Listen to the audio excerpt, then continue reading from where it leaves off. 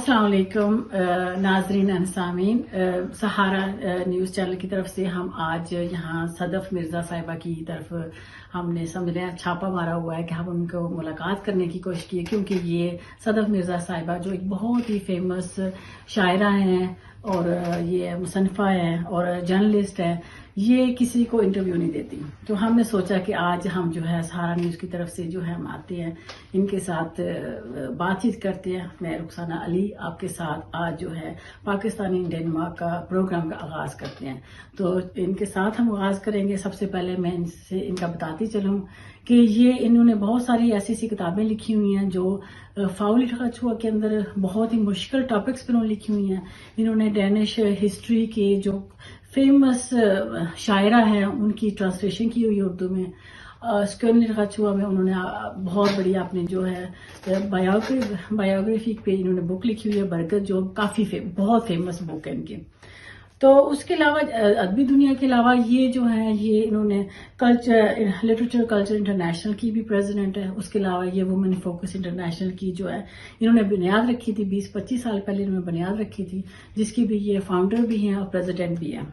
तो ये सब बातें जब मैं देखती हूँ सोचती हूँ कि फर्स्ट ऑफ ऑल प्राउड होती हूँ कि ये पाकिस्तानी होके इन्होंने इतना कुछ जो है इन्होंने कामयाबी हासिल की है।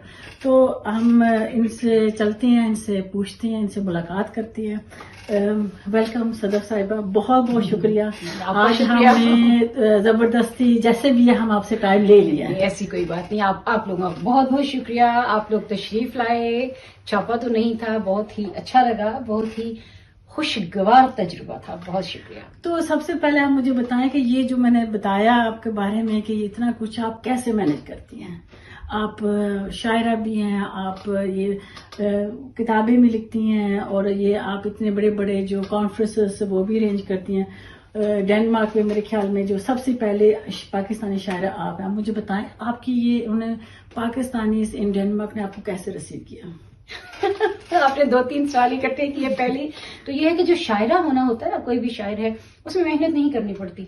उसमें आपको बस एक चीज लिख रहे हैं, आपके मिजाज के अंदर है, अल्लाह ने आपको इनायत की हुई है, तो उसमें तो बस ये है कि बस बैठ के तो आपने लिखा। हाँ, उसको बाद में दोबारा पढ़ना होता है, उसको देखना होता है, उसको वो एक काम है, लेकिन उसमें बहुत ज्यादा मेहनत नहीं है।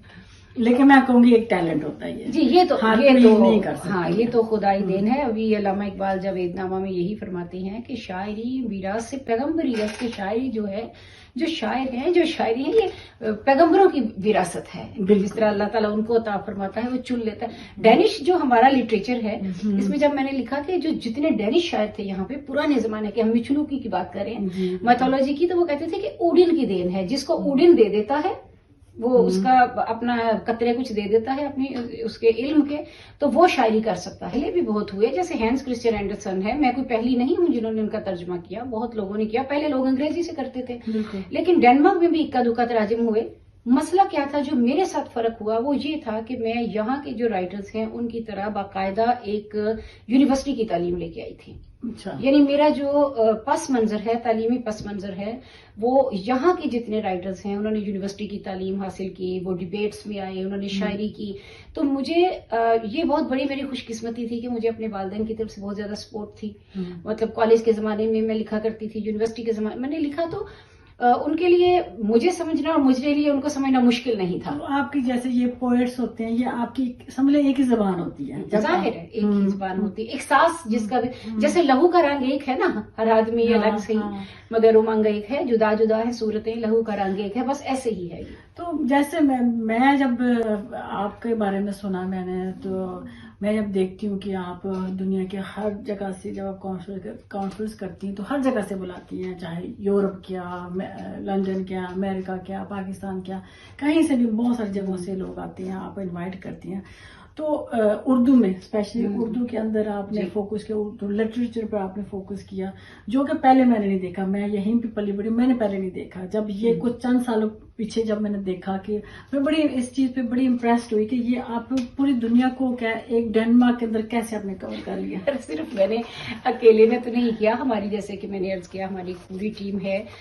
مجھے یہ بہت بڑا اعزاز حاصل ہے کہ میں جب کبھی پلان بناتی ہوں، مطلب شاید ڈریمر ہوتا ہے نا، ڈریم کرتا ہے یا تھوما یہ چیز میرا ڈریم رہا ہمیشہ کہ ڈینمارک ہم کونے پہ لگے ہوئے ہیں، لندن جاؤ تو اچھا یہ باہر سے آئے ہوئے تو ڈینمارک میں ہم کیوں نہیں کر سکتے کہ ڈینمارک میں کانفرنسز ہو رہی ہیں، اردو میں کی ہو رہی ہے، پنجابی کی ہو رہی ہیں، ڈینمارک کیوں نہیں کر سکتا.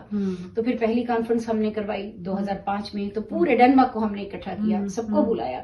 تو ان کے لیے ایک نئی چیز تھی کہ یہ مطلب ایک خاتون آئی ہیں اور انہوں نے پہلی دفعہ اس وقت بھی ہمارے امریکہ سے اور مختلف کینیڈا سے اور سویڈن سے ان لوگوں کو بلایا. اور مشاعرہ نہیں تھا، مشاعرے پہلے بھی ہوتے رہے، جناب اقبال صاحب کے زمانے سے ہو رہے ہیں، میں کوئی وہ پہلی نہیں ہوں. ہاں فرق یہ تھا خاتون، ہاں ٹھیک ہے، ایک خاتون ہونا. اور دوسرا فرق چونکہ میرا جو دائرہ ہے وہ اکیڈیمک ہے، میرا بنیادی طور پہ شروع سے اسکولوں سے، کالجز سے اور یونیورسٹیوں سے تعلق رہا. تو ظاہر ہے جب وہ مجھے بلاتے ہیں اور میں جا کے جو مجھ سے ہو سکتا ہے اپنا پیش کرتی ہوں. جیسے میں انڈیا بھی گئی تو انہوں نے یہ کہا 12 منٹ ہمیں دیے کہ آپ ڈینمارک کے بارے میں یا یہ بتائیں اسکینڈینیویا میں.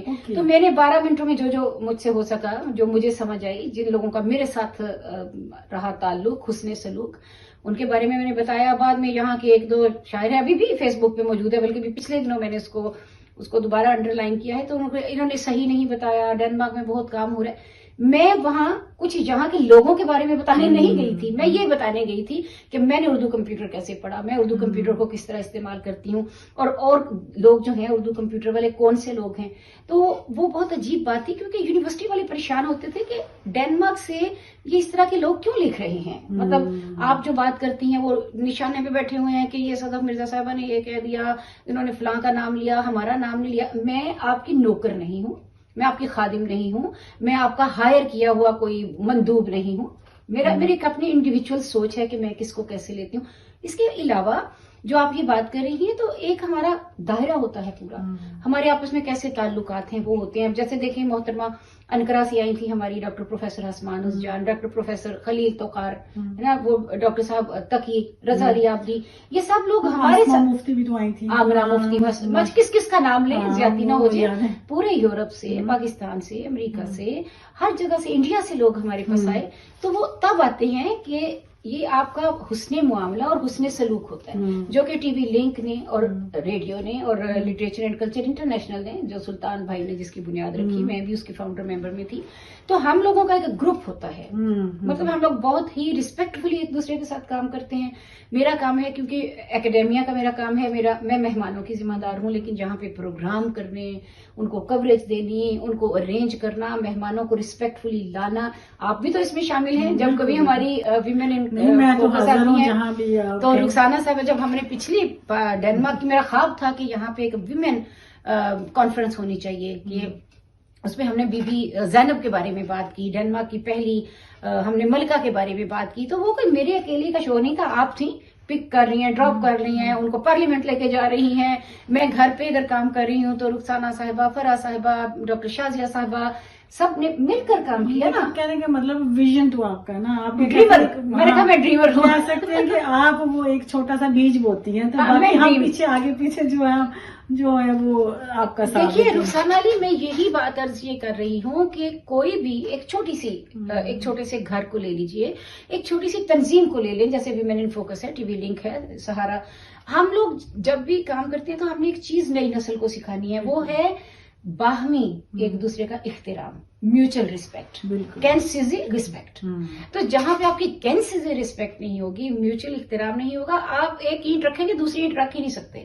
تو اگر ہم 20 برس میں چل رہے ہیں، میں بعض اوقات زیادتی بھی کرتی ہوں. مجھے یاد ہے میں ایک دفعہ سلطان بھائی سے کوئی بات کر رہی تھی، تو میرا بیٹا کھڑا تھا، امی آپ ان سے زور سے کیوں بولی ہیں؟ میں نے کہا میں نے کو اتنی دفعہ ایک بات کہہ رہی تھی، سن نہیں رہے. پھر اس کے بعد میں بڑی کیئرفل ہوگی کہ ہم لوگ آپس میں کام بھی کرتے ہیں، ناراض بھی ہوتے ہیں، اختلاف بھی کرتے ہیں. بہت ساری ہم نے باتیں کی ہیں، لیکن سب سے زیادہ جس میں آپ سب سے پہلے جس میں آپ کا نام آیا تھا، یہاں پہ تلکا مچ گیا تھا، وہ آپ کی شاعری کا تھا.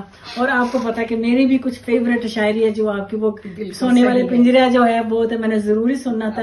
تو آج میرے ساتھ آپ بھی ناظرین سامعین یہ سنے کہ کتنی زبردست یہ ان کی شاعری ہے، تو ایک تھوڑا سا ہمیں سنا دیں. جی جی ضرور ضرور، کیوں نہیں. آپ کی تو کوئی بھی بڑی سے بڑی کانفرنس ہوتی ہے یہاں ڈنمارک میں، سیمینار ہوتا ہے، پیچھے سے رخسانہ علی کی آواز آتی ہے، صدف صاحبہ شاعری وہ ضرور سنائیے.